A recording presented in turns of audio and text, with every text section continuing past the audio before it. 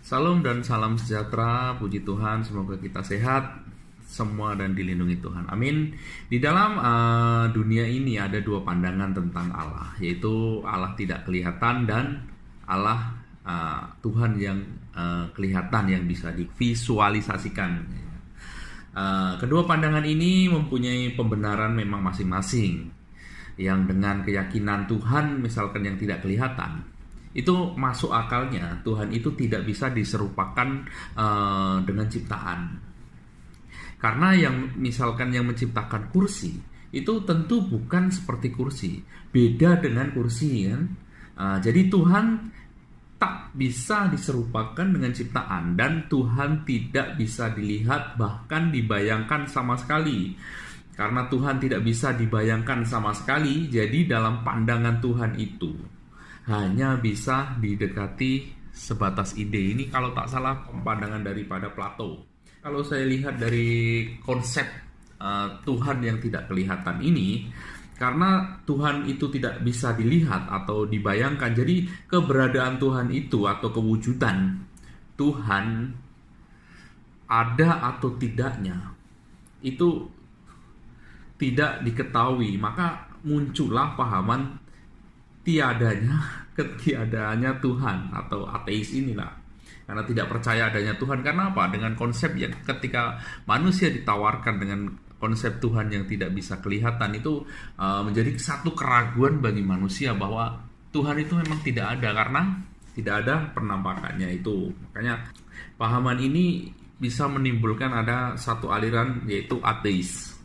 Biasanya kalau bagi orang yang berpahaman itu Tuhan itu tidak bisa dilihat, dia akan menunjukkan satu bukti, yaitu udara.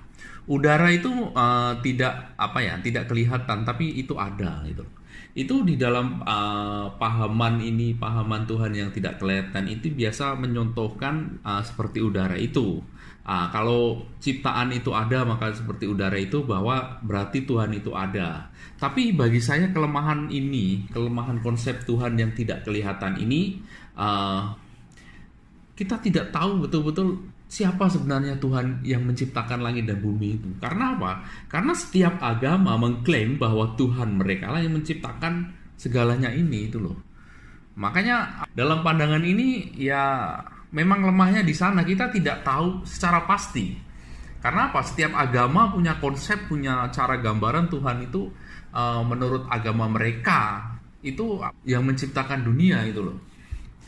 Kemudian bagi pahaman yang Tuhan itu kelihatan dan bisa divisualisasikan atau dibentuk, digambar, itu membuktikan memang dengan bentuk-bentuk itu kan membuktikan bahwa Tuhan itu memang pernah menampakkan diri atau ada. Tapi heran juga bagi kita semua kan, masa Tuhan sama dengan ciptaan? Kan seharusnya Tuhan kan tidak sama itu. Ini yang menjadi kelemahan orang yang beranggapan bahwa Tuhan itu seperti ciptaan lah. Karena apa? Kalau ciptaan kan bisa digambar, bisa divisualisasikan. Itu kelemahannya di sana. Kelemahannya yaitu masa Tuhan itu seperti ciptaan? Kan tidak mungkin. Seperti apa yang saya jelaskan tadi, yaitu kan orang menciptakan kursi, berarti orang itu tidak sama dengan kursi. Tapi ternyata di dalam pahaman Kristen dengan konsep Tritunggal, ternyata bisa menggabungkan kedua pahaman itu. Yang paling pertama, Tuhan atau Allah. Orang Kristen itu misteri, tidak kelihatan dan tidak bisa dibayangkan, apalagi digambar. Ini pahaman dasar daripada Kristen. Ini tertulis dalam 1 Timotius 6 ayat 16. Dialah satu-satunya yang tidak tertakluk kepada maut, bersemayam dalam terang yang tak terhampiri, seorang pun tidak pernah melihat dia, dan memang manusia tidak dapat melihat dia. Baginya lah hormat dan kuasa yang kekal. Amin. Ini konsep pertama di dalam Kristen, bahwa Tuhan itu memang tidak kelihatan. Jangankan dibayangkan, divisualisasikan, dibayangkan saja sudah tidak bisa itu loh. Dari ayat itu, ajaran Kristen menganut konsep Tuhan yang tidak kelihatan. Tapi bagaimana Tuhan yang tidak kelihatan itu memberitahu kepada manusia bahwa dia itu ada itu loh. Ini yang jadi pelajaran seterusnya, yaitu dengan cara apa? Dengan cara berteofani. atau Tuhan menampakkan diri seperti ciptaan. Misalkan Tuhan menampakkan diri seperti ciptaan itu, misalkan ketika melihat Musa itu kan Tuhan berwujud seperti api yang membakar semak duri, yang mungkin pada waktu Abraham dia menampakkan diri kepada Abraham dalam wujud manusia, dan dengan Yakub juga menampakkan diri dalam wujud manusia itu loh. Jadi itulah sosok-sosok Tuhan yang dijumpai atau dilihat para nabi dahulu, termasuk Musa. Yang ketika Musa bertanya namanya api yang membakar semak duri itu, dia mengatakan aku adalah aku, atau di bahasa Yahudi sana YHWH itulah. Tetapi teofani ilahi itu bukanlah wujud realnya Allah, tetapi ada keberadaan yang ada dalam diri Allah. Ada dua keberadaan ini yang selalu diutus untuk menyatakan Allah yang tidak kelihatan itu kepada ciptaan. Dua keberadaan itu ialah firman Allah dan roh Allah. Firman Allah itulah Yesus sebelum jadi manusia. Jadi para nabi dahulu itu melihat firman Allah ini, yaitu Yesus sebelum menjadi manusia. Ketika para nabi melihat firman Allah itu, mereka sudah sama seperti melihat Allah dan menyebut sosok itu, firman Allah itu adalah Tuhan. Itu sebabnya ketika para nabi melihat sosok itu yang menyatakan diri, baik dari semak duri maupun Abraham sebagai manusia atau Yakub sebagai manusia, itu adalah dia menyebut dia dengan sebutan Tuhan itu loh. Jadi penampakan ilahi, teofani itu sebenarnya adalah firman Allah yang berteofani itu loh.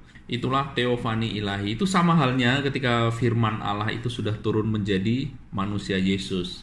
Itu manusia sudah sama seperti melihat Tuhan. Makanya ketika Yesus jadi manusia pada waktu itu, misalkan di dalam 1 Kolose 1 ayat 15, dialah gambar Allah yang tidak kelihatan, yang sulung lebih utama daripada segala ciptaan. Jadi ketika orang melihat firman Allah atau melihat Yesus, itu sudah seperti melihat Allah. Ini juga tertulis di dalam Yohanes 14 ayat 9. Kata Yesus kepadanya, telah sekian lama aku bersama-sama kamu Filipus, namun engkau tidak mengenal aku. Barang siapa telah melihat aku, ia telah melihat Bapa. Kan sama seperti melihat Allah. Jadi inilah kenapa Yesus selalu tidak pernah mengatakan saya ini Allah sembahlah aku, tapi pernyataan-pernyataan Yesus itu menyetarakan dirinya dengan Allah itu loh. Itu karena apa? Dia adalah firman Allah. Dengan firman Allah ini atau Yesus itu yang menyatakan diri kepada ciptaan, maka Tuhan yang tidak kelihatan itu real adanya, bukan dongeng atau mitos itu. Dengan adanya pengutusan firman Allah ini untuk menjumpai para nabi, kita bisa berpahaman bahwa Tuhan itu memang real. Apa yang dilihat para nabi itu adalah bukan mitos atau bukan Tuhan itu sebatas ide. Di dalam 1 Yohanes 1 ayat 18, tidak seorang pun pernah melihat Allah, tetapi anak tunggal yang ada di pangkuan Bapa dialah yang menyatakannya. Jadi Tuhan di dalam Kristen itu tidak bisa dilihat pada pertama. Karena dosa manusia dia sudah terputus hubungan dengan Tuhan. Makanya Tuhan itu tidak bisa kelihatan karena terbatas oleh dosa. Makanya Tuhan yang tidak kelihatan ini harus menyatakan diri kepada ciptaan. Karena apa? Kalau ciptaan mau mencari Tuhan yang tidak kelihatan itu tidak mungkin. Jadi Yesus itulah wujud dari pernyataan Allah yang tidak kelihatan.